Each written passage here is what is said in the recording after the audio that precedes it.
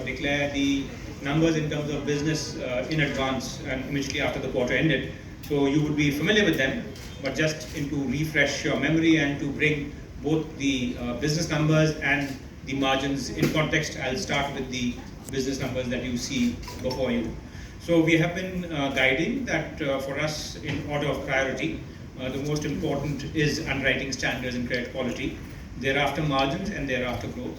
We had also guided at the beginning of the year that we believe in this year it should be possible to not only have a margin but also to get growth. So very pleased at the end of the year we have growth which has been good, better than our guidance and also better than the average for the industry.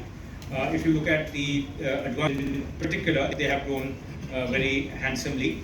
The global advances have grown by 18.5%, and international has been an outstanding performer here, growing by 30%. But for those of you who have been following numbers in detail, you would recall that international had grown by 40% towards the middle of the year. It has come down a little bit, and we believe that trend should accelerate. The reason why the international book grew faster was that last year the opportunities of getting margins on corporate business were limited, so we grew international more.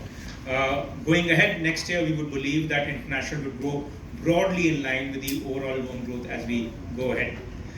What is equally gratifying for us is that in terms of the composition of growth, retail is the one which is the standout performer for us right through the year, growing by nearly 28% YOY over the full year. This is something which again has been a matter of deliberate strategy and a board mandate. We have been guiding that it would be our endeavor that if growth is X, we should make sure that our retail growth is about 1.5x and corporate 0.7x. As you will see in the numbers, that the numbers have panned out exactly on that basis, which has meant that progressively our balance sheet has become more retail oriented. This, I think, will de-risk the balance sheet as we go ahead also, because relatively speaking, the proportion of retail was low for us. The second part is even if you look at delinquencies, delinquencies have been the lowest in the retail segment for a long time. So this also means that if you were to look ahead, the asset quality should also improve as the composition of the growth changes. If you look at retail growth, again, it is very diversified and each of these segments is growing pretty fast. That's again a matter of much satisfaction because we recognize that there are cycles. There may be times when some segment grows fast, but if you have all cylinders firing, you can be much more sanguine in terms of the fact that the growth is sustainable.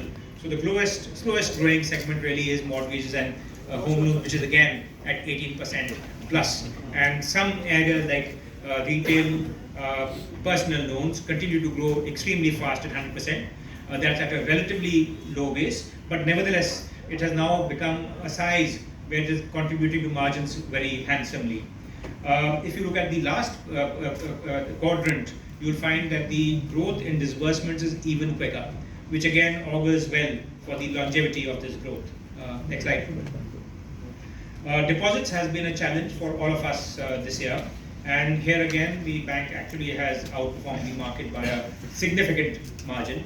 And equally importantly, the difference between deposit growth and loan growth, which for some banks has been a proportion of 2:1, is marginal for us.